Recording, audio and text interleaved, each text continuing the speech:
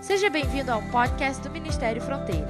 A mensagem que você vai ouvir foi pregada pelo pastor Álvaro Cruz na nossa igreja na Barra da Tijuca, no Rio de Janeiro. Nossa oração é para que você seja abençoado por essa palavra. Antigamente era muito comum as pessoas comprarem a prazo e elas recebiam carnês para pagamento. E à medida que as pessoas iam pagando as suas parcelas, elas tinham que ir até as lojas, não se pagava nada pela internet, até porque a internet não existia. Para quem não sabe, houve um tempo em que a internet não existia. Tem jovens que não acreditam nisso, acham que a internet sempre esteve presente no mundo. E eles apresentavam seus carnês e aí recebiam um carimbo, pago. Uma parte ficava com o caixa, a outra parte vinha com a pessoa para comprovar que ela tinha pago a parcela do seu carnê. Quem lembra disso, levanta a mão. Muita gente. Vocês compravam a prazo, hein, gente? Carnê do Baú da Felicidade, Casa Bahia. Ricardo Eletro é mais recente. Ricardo Eletro é mais recente. Mas o fato é, queridos, que nos tempos bíblicos, também era aplicado uma chamada escrita de dívida. A pessoa que devia a alguém, ela mesmo manuscrevia, ou seja, escrevia à mão, por isso se chama escrita de dívida, uma espécie, entre aspas, de promissória, declarando que devia tanto àquela pessoa. Depois que aquela dívida era quitada, ela recebia uma palavra que significava que tudo estava pago. Foram encontrados, e o pessoal do curso médio está estudando arqueologia bíblica, foram encontrados há alguns anos muitos papiros com essas escritas de dívida e com a palavra grega escrita à mão. Essa mesma palavra grega, ela era utilizada nos tempos bíblicos para os prisioneiros, né? Essa palavra prisioneiro está recente, né, gente? Depois do STF, está todo mundo de olho. Quando uma pessoa ela era condenada, preste atenção, já há 2000 anos tinha justiça, gente, acredite, há 2000 anos. Ela era condenada, o condenado ele ia para o sistema carcerário, ia para a prisão, e era colocado na porta da cadeia ou da cela dele uma declaração de todos os crimes que ele havia cometido e pelos quais ele havia sido acusado e julgado culpado. Ao término da pena, uma autoridade ia até lá, riscava os crimes e declarava através dessa palavra grega que aquela pessoa estava literalmente em dia com a justiça. E as pessoas andavam com aquilo, porque se fossem acusadas, ela apresentava aquilo da mesma forma que as pessoas que deviam a alguém. E essa palavra grega é tetelestai, ou tetelestai, como alguns preferem, que significa a dívida foi paga. E é sobre essa palavra que eu quero pregar hoje, aqui e meditar com você. O tema da nossa mensagem é tetelestai, a dívida que foi paga. Vai nortear a nossa mensagem a passagem bíblica que se encontra no livro de Colossenses, capítulo 2, versículos de 13 a 15, que diz assim: quando vocês estavam mortos em pecados e na incircuncisão da sua carne, Deus os vivificou juntamente com Cristo. Ele nos perdoou todas as transgressões e cancelou a escrita de dívida, que consistia em ordenanças que nos era contrária. Ele a removeu, pregando-a na cruz. E tendo despojado os poderes e as autoridades, fez deles um espetáculo público, triunfando sobre eles na cruz. É muito interessante nós pensarmos nessa figura jurídica que Paulo traz para a gente. A escrita de dívida que era contra nós. No versículo 14 do texto que nós lemos, ele declara: cancelou a escrita de dívida, que consistia em ordenanças e que nos era contrária. Ele a removeu, pregando-a na cruz. E talvez você se pergunte, que dívida era essa que havia contra nós? Que dívida era essa que precisava ser declarada que foi paga? Que dívida era essa que nos afetava? Existe uma palavra grega também, eu quero lembrar vocês que o Novo Testamento foi escrito em grego. Quem não frequenta seminário talvez não saiba disso. O Novo Testamento foi escrito em grego, essa é a necessidade de nós volta e meia mencionarmos uma palavra grega. E essa palavra era xerografon, que significa, queridos, escrita de dívida escrita, ou seja, aquele manuscrito que alguém escreveu à mão declarando que devia, era o xerografon. Desse modo, Paulo está dizendo que eu e você, todos nós, tínhamos um xerografon, ou seja, nós tínhamos uma dívida, e essa dívida precisava ser paga, só que eu e você, nenhum de nós tínhamos condições de arcar com o pagamento desta dívida. Era um instrumento de acusação.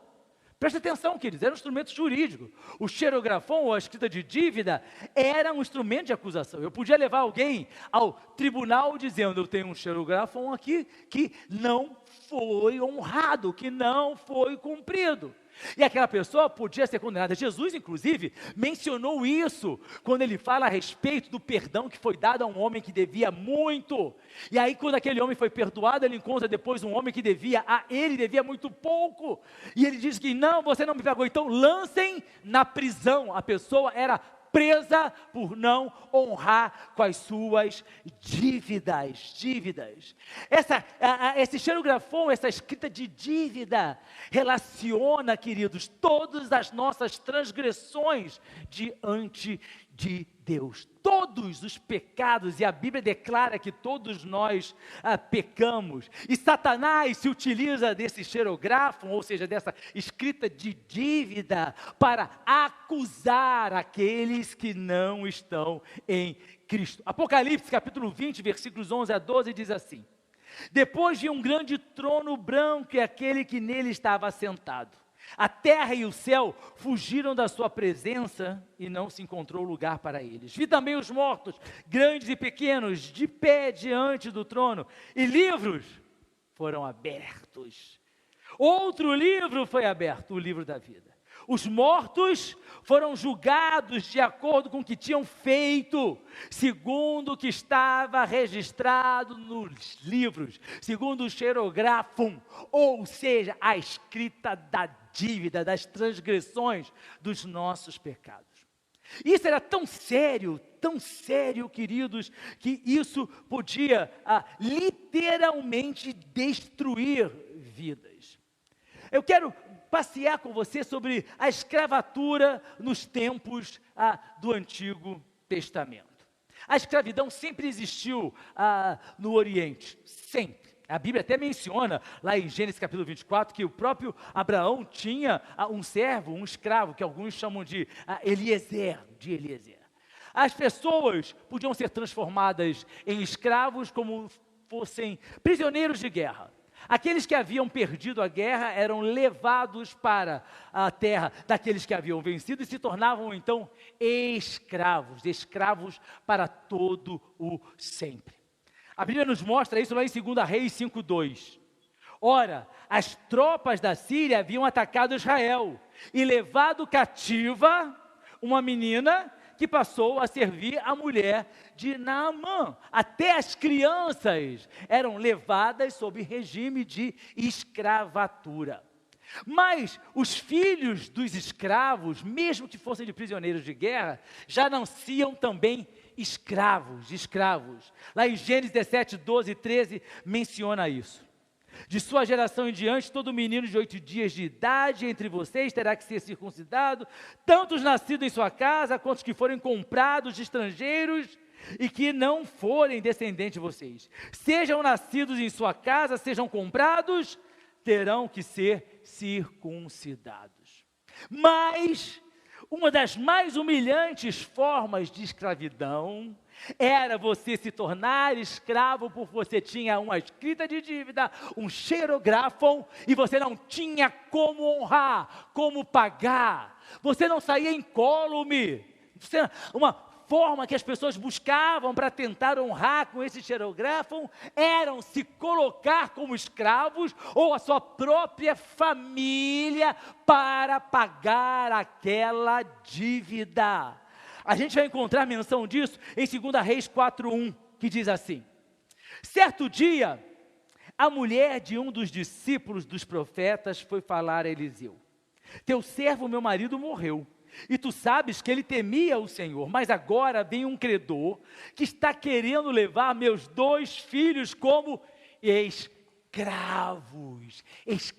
Então preste atenção, se nós tínhamos um xerográfico, uma escrita de dívida, que nós não tínhamos como pagar, nós teríamos que nos tornar escravos. Ou seja, enquanto essa dívida não for paga, nós somos escravos para pagar esta dívida. É claro que havia aqueles que tinham sido colocados como escravos para tentar pagar o xerográfico, ou seja, a escrita de dívida, que de repente percebiam que para eles era melhor ser escravos, porque não teriam condições, porque a cada 7 anos, os hebreus que tinham sido feitos escravos por causa da dívida, eles eram liberados, os hebreus, os judeus eram liberados. Mas alguns diziam o seguinte: não, para mim, para minha família, é melhor a gente ficar aqui na casa do nosso mestre, do nosso Senhor, daquele que nos possui como escravos, porque aqui nós vamos ter conforto, comodidade, alimentação, e nós não temos garantia disso. E aqueles que voluntariamente queriam ficar como escravos, passavam por um ritual que era furar a orelha num gesto simbólico de pertencimento ao seu Senhor. Êxodo 21, 5-6 diz assim: se porém o escravo declarar, eu amo meu Senhor, a minha mulher e os meus filhos, e não quero sair livre, o seu Senhor o levará perante os juízes, terá que levá-lo à porta ou à lateral da porta e furar sua orelha, e assim ele será seu escravo por toda a vida. A grande questão, queridos, é que o pecado, que é literalmente o nosso xerográfico, ou seja, a nossa escrita de dívida, o pecado nos torna escravos.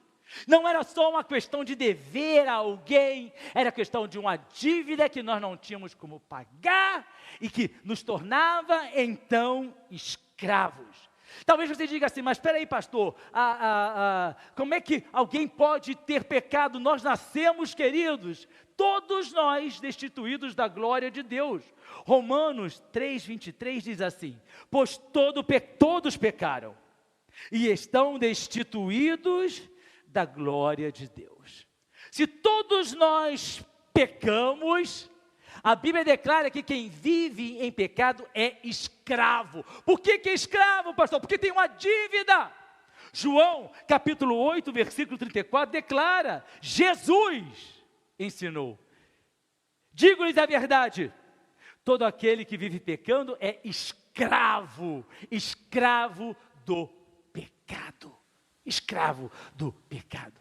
Quando a gente olha para a sociedade aí fora, quando a gente olha para os valores temporais modernos, a gente começa cada vez mais a entender que, em nome de uma pseudo-liberdade, porque o ser humano declara que quer ser cada vez mais livre para decidir os seus destinos, livre para escolher os seus valores, livre para dizer como a sociedade tem que se comportar. Na verdade, queridos, nós estamos lidando com escravos. O mundo é escravo do pecado. E essa dívida era o nosso pecado. E o escravo do pecado serve ao seu senhor. Quem é o senhor do pecado? O adversário é o senhor do pecado e o escravo serve ao seu senhor. Ou seja, ele faz aquilo que o seu senhor manda. Então nós precisamos entender porque que a Bíblia diz que o mundo jaz no maligno. Porque o maligno é senhor de todos aqueles que são escravos do pecado. Quem não está em Cristo é escravo do pecado. Por isso que a Bíblia declara, se alguém está em Cristo, nova criatura é. Romanos 8, 23, declara o salário do pecado. Pois o salário do pecado é a morte, mas o dom gratuito de Deus é a vida eterna em Cristo Jesus, nosso Senhor. Queridos, nós precisamos entender a seriedade daquilo que Paulo declarou. Foi cancelada o nosso xerografo, foi cancelada a nossa escrita de dívida. Essa era a palavra que era escrita debaixo de uma escrita de dívida, tetelestai. Essa era a palavra que era colocada quando a pena que alguém devia cumprir em questão de transgressões da justiça, e tendo findado ao cumprimento da pena, era declarado tetelestai, ou seja, foi paga a dívida, totalmente pago. Aquilo que eu e que você não tínhamos condições de pagar, foi pago. A nossa dívida foi paga. E é tão interessante isso, porque se você, uma vez uma pessoa veio me falar, pastor, estou muito feliz, já faz alguns anos isso. Ela tinha uma dívida, porque ela era empresária, de acho que 400 mil reais. E aí o banco veio negociando, que aquela dívida estava se arrastando há séculos. E aí ela falou, pastor, um milagre. O banco aceitou 40 mil reais para acabar com a dívida. Eu sou tão grata ao banco, tão agradecida ao banco. Aquela pessoa estava grata porque devia 400 mil, pagou 40 mil. E ela falou que ia ser grata sempre àquele banco pela negociação que ela havia conseguido realizar. A Bíblia diz o seguinte, a quem muito devia, ou seja, quem muito foi perdoado, tem que haver o quê? Mais gratidão. Eu e você, queridos, tínhamos uma dívida incomensurável, que não havia como medir. E é porque essa dívida foi paga que eu e você deveríamos viver regozijando, louvando ao Senhor. Se a sua dívida financeira, quer seja com a imobiliária, com o carro financiado, ou às vezes até com as instituições bancárias fosse perdoada, você dizia, ai que alegria, eu estou muito feliz, ai a minha dívida foi perdoada. E nós nos esquecemos que a maior das dívidas, que aquela que dinheiro algum poderia pagar, nos foi perdoada e nós deveríamos viver em êxtase, em estado pleno de alegria e gratidão a Deus. Porque, queridos, não é uma dívida financeira, não é uma dívida de um crédito que você fez, é de algo que por mais dinheiro que você tivesse ou poder, você e eu jamais poderíamos pagar. Como alguém paga aquilo que não é aquilo que é impagável e demanda de mim e de você? Gratidão. Eu e você precisamos viver o quê? Em estado pleno de alegria. As coisas perderiam a importância.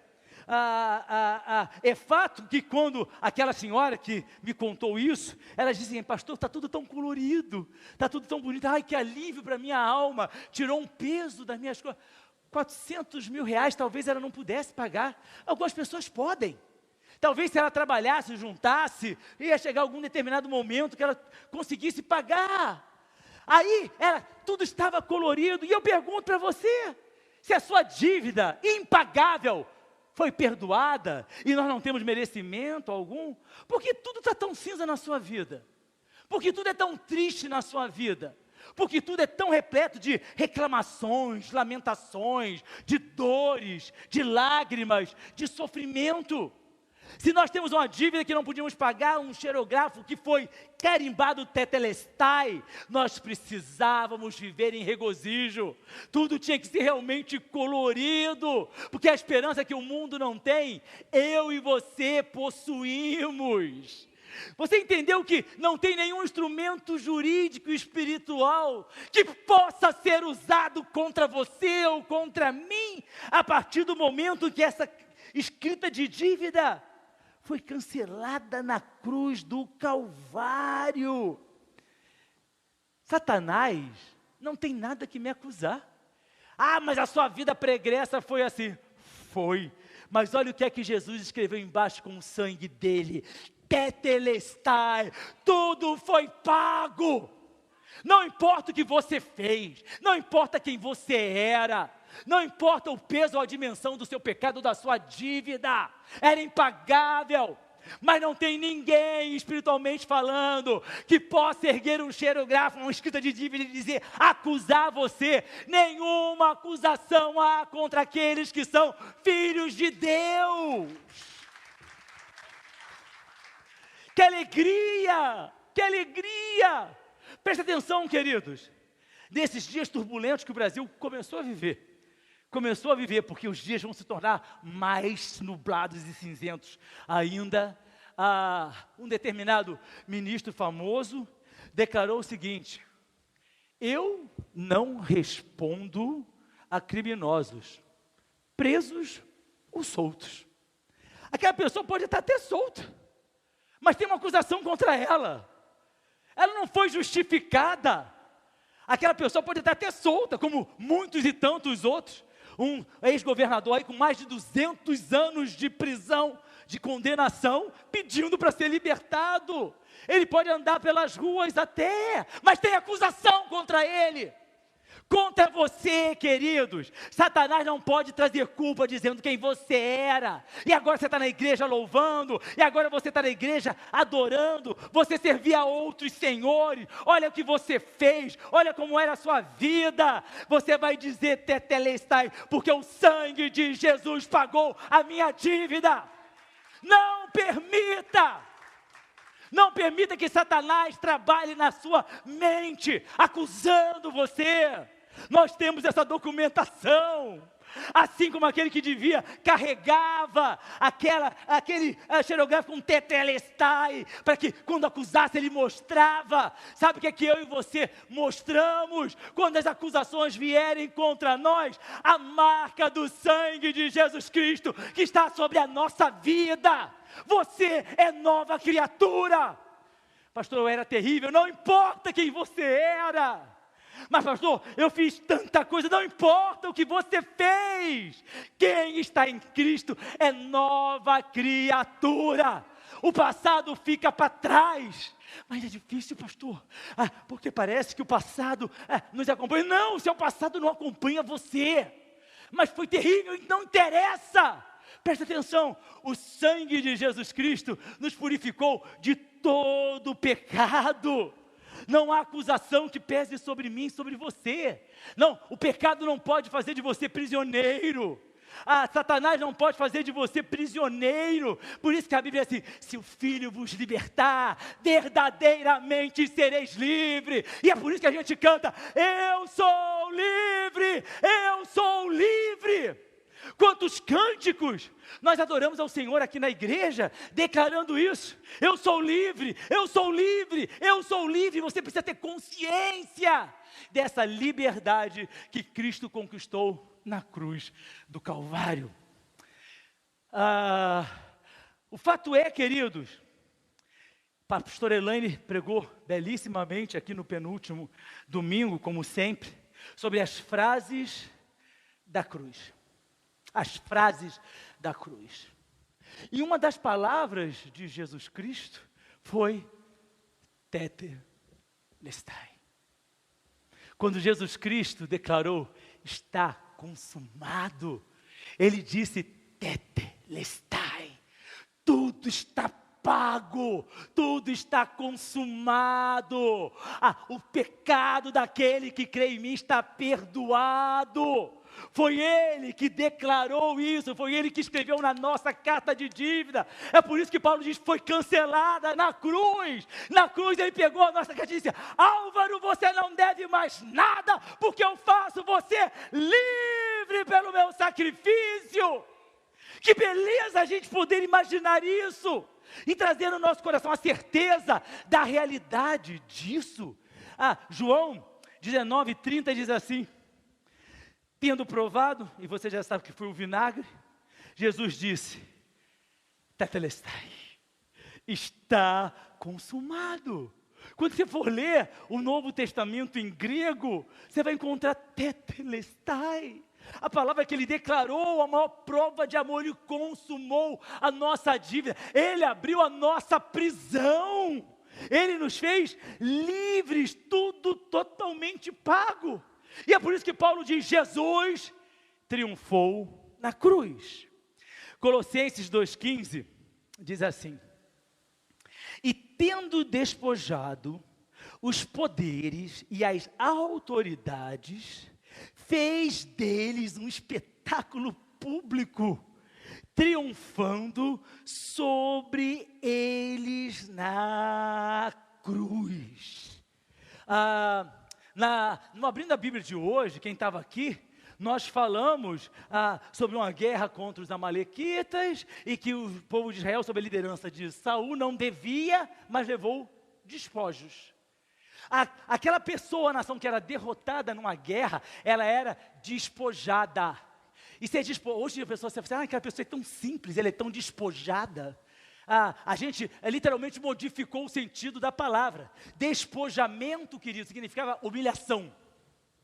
Porque aquele despojamento era uma apropriação de tudo aquilo que pertencia àquele que foi derrotado. E isso significava humilhar aquele que havia sido derrotado.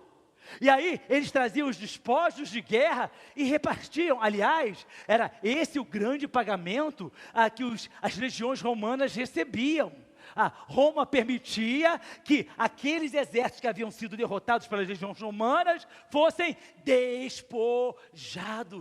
E a palavra que Paulo escreveu aos Colossenses está declarando o seguinte: despojou os poderes e as autoridades, ou seja, humilhou. Ele declarou: não importa a condenação que vocês decretaram, não importa aquilo que vocês fizeram, pelo sangue que eu derramo na cruz do Calvário, eu faço vocês livres.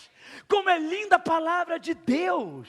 E ainda diz assim: fez deles um espetáculo público, triunfando sobre eles na cruz. Paulo sabia o que era triunfo. Paulo era cidadão romano.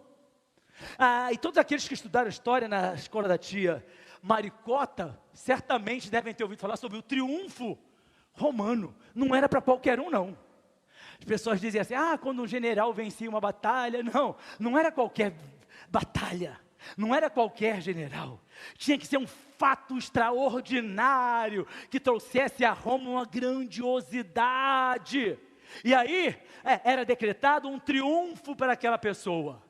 Aí as lojas fechavam, o comércio parava, o povo tinha que ir para as ruas. Aquele fórum romano que vocês já conheceram era enfeitado, e entrando ali pelo Arco de Tito, ou seja, começava um triunfo, que havia todo um protocolo. Lá no Coliseu Romano, no terceiro andar, tem toda a ordem do imenso triunfo romano. Por isso que se chama o quê? Uma entrada triunfante. Uma entrada em triunfo romano, porque não havia glamour ou esplendor maior que pudesse refletir a vitória de um grande militar do que um triunfo.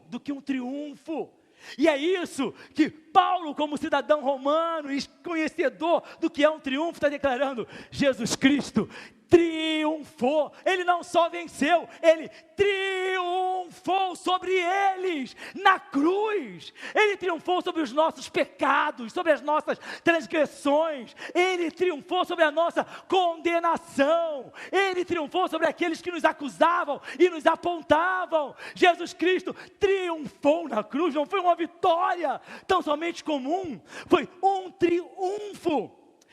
Efésios capítulo 1, versículos 20 a 22, o próprio Paulo escreve: esse poder ele exerceu em Cristo, ressuscitando-o dos mortos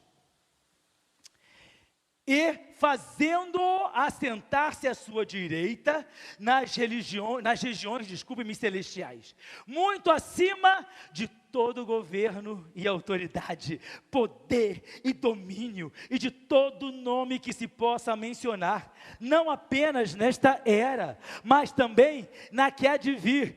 Deus colocou todas as coisas debaixo de seus pés, e o designou como cabeça de todas as coisas para a igreja. Você entende que esse triunfo de Jesus Cristo na cruz do Calvário colocou todas as coisas debaixo dos pés de Jesus Cristo? Não há, queridos, absolutamente nada que não seja colocado debaixo do domínio de Jesus Cristo. A sua dor, o seu problema, seu sofrimento, as circunstâncias que amarguram você, todas elas estão debaixo do poder, todas elas estão debaixo dos pés de Jesus Cristo. As pessoas gostam de dizer isso. Satanás está debaixo do meu pé. Havia uma canção que eu nunca gostei. Por isso, querido, olha só, não basta dizer que é gospel para dizer que é bom. Por isso aqui na igreja a gente não canta, pastor, acho linda aquela música, vamos cantar. Por quê? O que a letra dela diz? O que o conteúdo dessa música ensina? Tem muita música ensinando besteira, mas muita baboseira. Eu fui no terreno do inimigo. Vão tirar do ar porque eu não tenho direito autoral. E aí eu peguei tudo que ele me roubou, está debaixo do meu pé, tudo que ele botou. Presta atenção, Satanás não botou nada que era meu debaixo do pé dele, não. Se tem alguma coisa debaixo sua, dos pés de Satanás, querido, alguma coisa está errada na sua vida. Porque na nossa vida, todas as coisas estão debaixo dos pés de Jesus Cristo. Satanás não tem direito de botar nada que é seu debaixo dos pés. As pessoas dizem assim, parece que Satanás está atuando na minha vida. Ele quer atuar na sua vida, mas ele não tem poder, porque Jesus Cristo triunfou na cruz. E essa é a nossa certeza. Meu Deus, se eu tenho aquele que pagou todas as minhas dívidas, e que ainda diz assim, todas as coisas estão debaixo dos pés dele, por que eu estou tão ansioso com o dia de amanhã? Por que eu estou tão apavorado com os problemas que vão surgindo? Porque a gente esquece da dívida que foi cancelada, do xerográfico que foi cancelado na cruz. A gente esquece. Brasileiro, então, que tem aquela memória curtíssima, esquece com muito mais facilidade. E à medida que a gente esquece, queridos, o esquecimento tem vantagens. Se você sofre uma grande dor, sei lá, você foi arrancar um dente, sofreu muito, mas você vai esquecer. Aí a doutora Roberta diz assim para você, a doutora Luciana também, fiquem tranquilos, você não lembra mais daquela dor? Eu já mencionei aqui uma vez, que eu fui fazer um tratamento de canal, e aí perfurou. Aí vem a dentista com muita alegria, lamento, no dente dos outros é refresco, né, gente? Perfurou a sua raiz, vamos ter que extrair. Eu falei, que legal, né? A culpa é minha que perfurou, está dando infiltração. Só que eu me lembro que eram duas dentistas, não era nem a doutora Roberta, nem a doutora Luciana, não.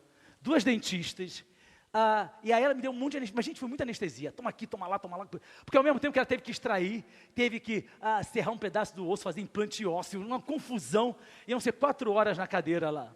Aí ela falou, para ajudar a anestesia, toma isso aqui, aí botou na minha boca. Eu falei, o que é isso? Ela, não, é só para te ajudar.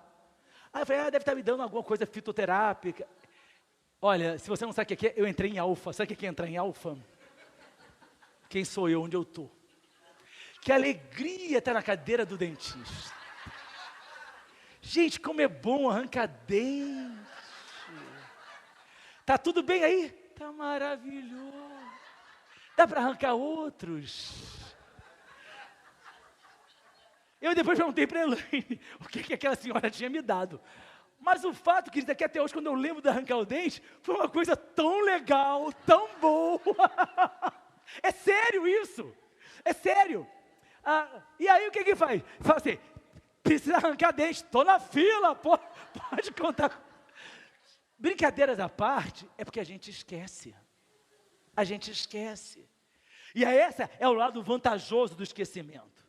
O problema é que a gente esquece também daquilo que causou a dor, da pessoa que nos magoou, que nos feriu, da circunstância que nós mesmos construímos, porque confiamos demais, das nossas atitudes equivocadas e transgressoras. E quando nos esquecemos, voltamos a repetir.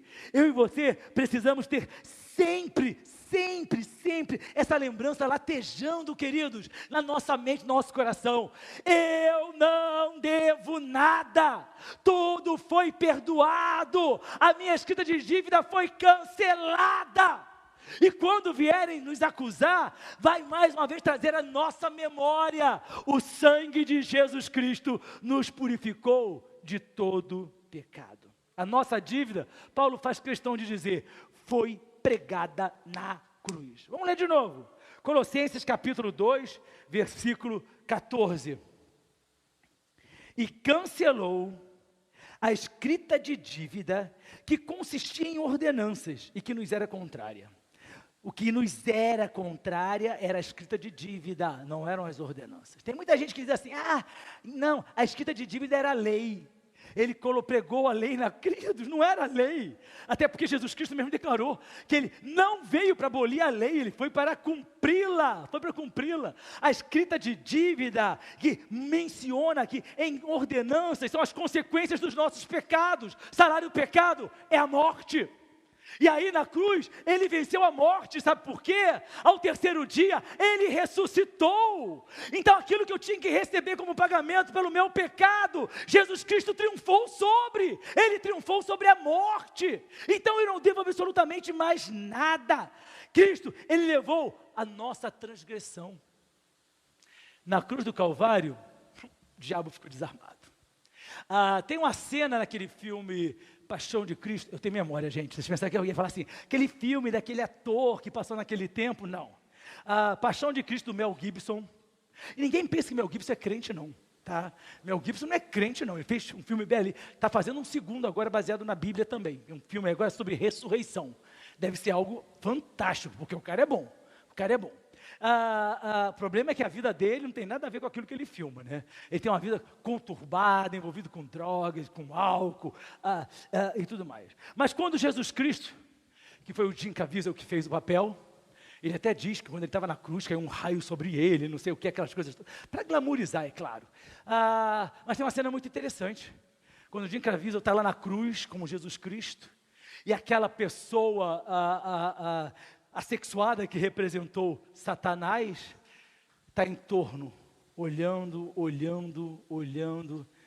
e quando Jesus Cristo declarou, tetelestai, literalmente ele pisou a serpente, aquilo que estava declarado em Gênesis 3,15, que a semente da mulher pisaria a cabeça de Satanás, ele lhe feriria o calcanhar. Jesus foi ferido na cruz do Calvário, mas ele esmagou a cabeça da serpente, ele disse, tetelestai.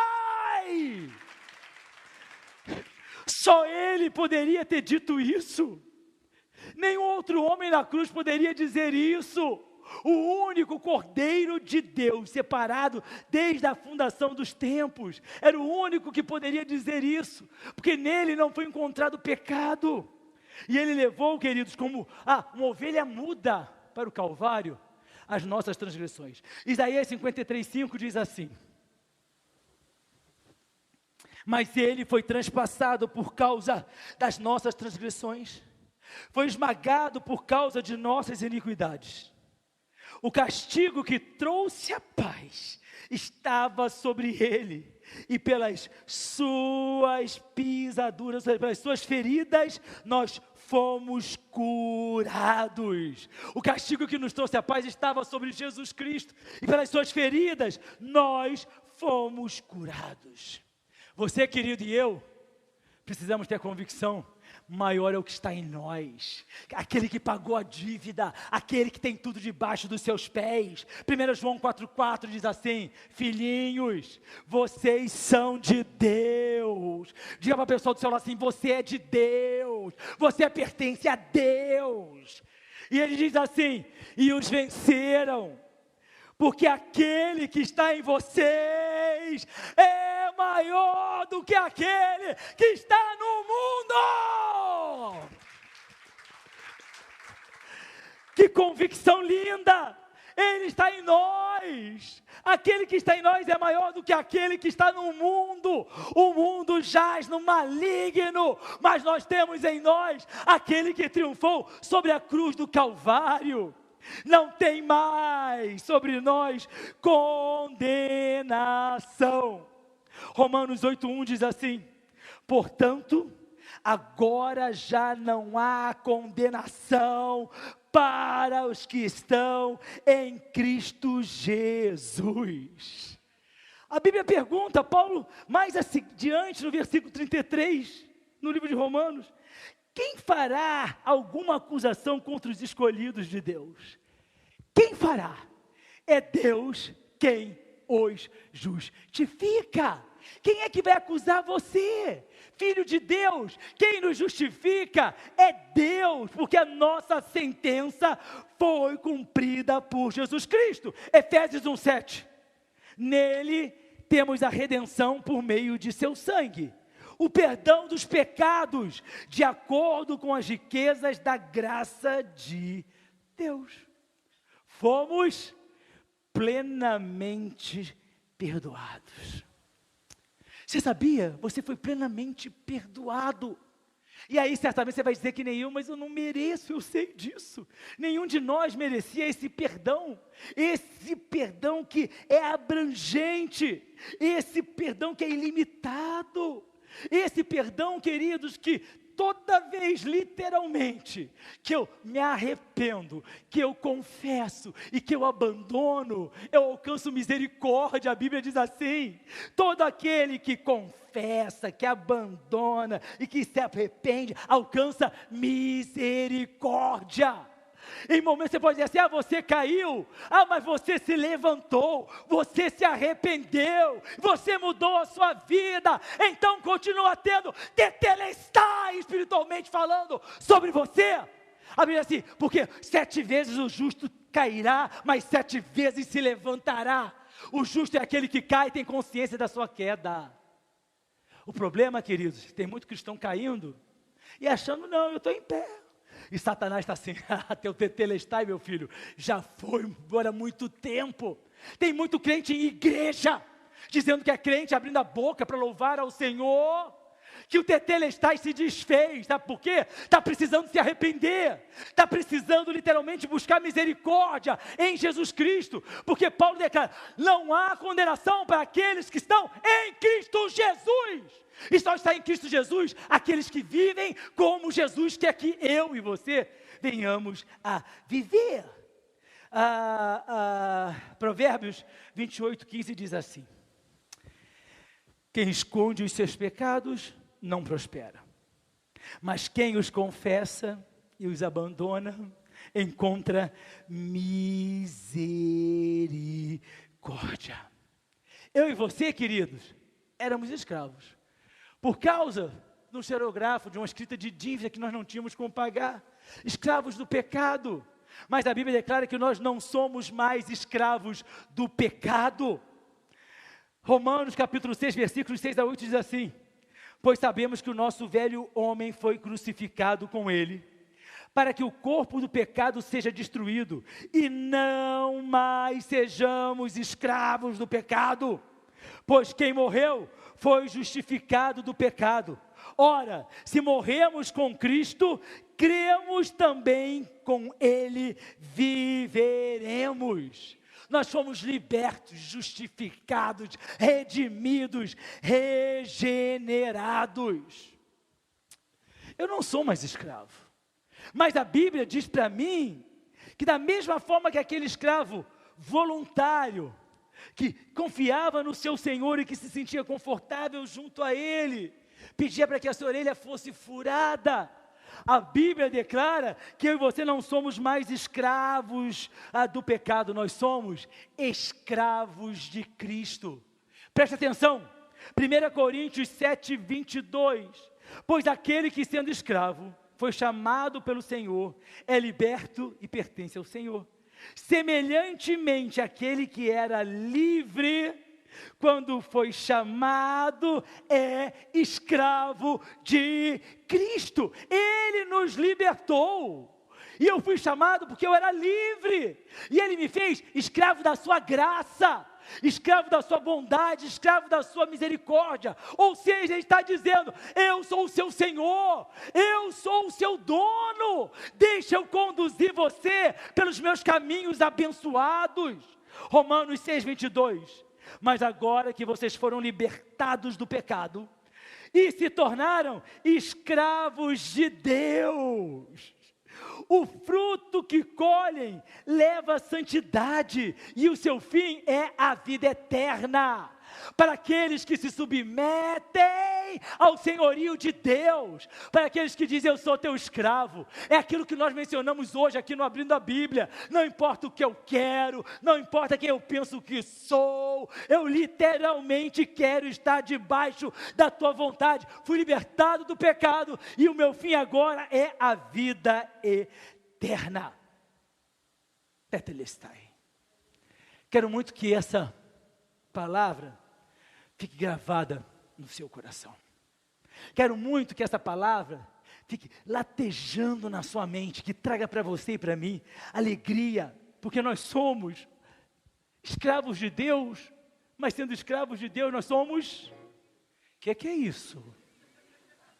De novo, vocês querem me assustar?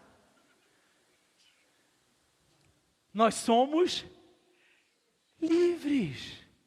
Que paradoxo é esse, pastor? De que sendo eu escravo de Deus, eu sou livre. Gálatas 5:1 diz assim: foi para a liberdade que Cristo nos libertou. Portanto, permaneçam firmes e não se deixem submeter novamente a um jugo de escravidão. Um jugo de escravidão do pecado. Satanás sabe que ele não tem poder sobre você, mas ele não vai desistir. Ele vai tentar nos seduzir com os nossos próprios desejos. Ele vai tentar desvirtuar a nossa fé. Ele vai tentar fazer desfalecer a nossa esperança. Ele vai tentar arrancar a nossa alegria. E é por isso que a palavra do Senhor diz assim: não se deixem, não permitam que sejam novamente submetidos a um jugo de escravidão. Quem permite sou eu e você. Quem decide somos eu e você. João 8,36 nos ensina: portanto, se o Filho vos libertar, vocês de fato serão livres. Livres. 1 Pedro 2,16. Vivam como pessoas livres. Tetelestai na cruz do Calvário, para que eu fosse livre, para que você fosse livre. E a palavra de Deus nos ensina: vivam como pessoas livres, porque o Filho vos libertou. Mas ele diz: não usem a liberdade como desculpa para fazer o mal. Vivam como servos de Deus. Somos chamados para aquilo cujo fim é a vida eterna. Viva como um servo de Deus. Viva como a palavra ensina a mim e a você. Viva literalmente essa liberdade que Jesus Cristo conquistou na cruz do Calvário com a sua própria vida, por amor a mim e por amor a você. E por que a gente se faz escravos dos nossos desejos, dos nossos pensamentos? Por que a gente se faz escravo do apetite, como a Bíblia diz, do nosso estômago, ou seja, daquilo que o nosso corpo quer? Por que a gente se faz escravos de pensamentos, de sentimentos tão terríveis? Ele diz assim: não se submeta à escravidão, viva como servo de Deus. Não viva com medo, não viva com angústia, não viva com desespero, não viva com ansiedade. Viva com fidelidade a Deus, com sinceridade a Deus. Servos de Deus. Eu sou livre, eu sou escravo de Deus, eu sou servo dele e você é também. E é assim que nós precisamos viver, não da forma que nós queremos viver, mas da forma que ele determinou que nós vivamos. Que a gente possa sempre declarar: eu sou livre. Tetelestai, eu sou livre. O meu xilografo, a minha escrita de dívida foi cancelada. Cancelada. Para terminar, entenda: o reino espiritual é um reino de legalidade. Não é que nós adoremos ao Senhor com legalismo, não é isso não. Mas o reino espiritual é um reino de legalidade. Por isso que eu falo que as bênçãos do Senhor são condicionais, a Bíblia diz isso. Se você for fiel até a morte, eu dou para você a coroa da vida. Mas se você não for fiel até a morte, você não vai receber a coroa da vida. Por isso que eu digo, não adianta uma pessoa que não observa aquilo que a Bíblia fala sobre finanças, orar pela sua vida financeira. Não tem legalidade. É por isso que Jesus Cristo precisava pegar essa escrita de dívida, esse tirografo, e cancelar na cruz do Calvário. Ele estava dizendo, Satanás, você não tem mais legalidade sobre aqueles que são agora filhos adotivos de Deus, pelo meu intermédio. Então, queridos, é isso que nos fez verdadeiramente livres. Não há nada que possa tirar de mim e de você, nada, absolutamente nada, a não ser nós mesmos, a bênção de Deus. Porque eu e você temos direito à bênção do Senhor. A Bíblia diz que nós somos co-herdeiros com Cristo. Eu herdo com Jesus Cristo. Eu e você estamos debaixo de todas as bênçãos que a palavra dele declara, porque nós somos livres, e nós somos escravos de Deus, nós somos livres, a nossa dívida foi paga, e nós verdadeiramente podemos usufruir dessa liberdade.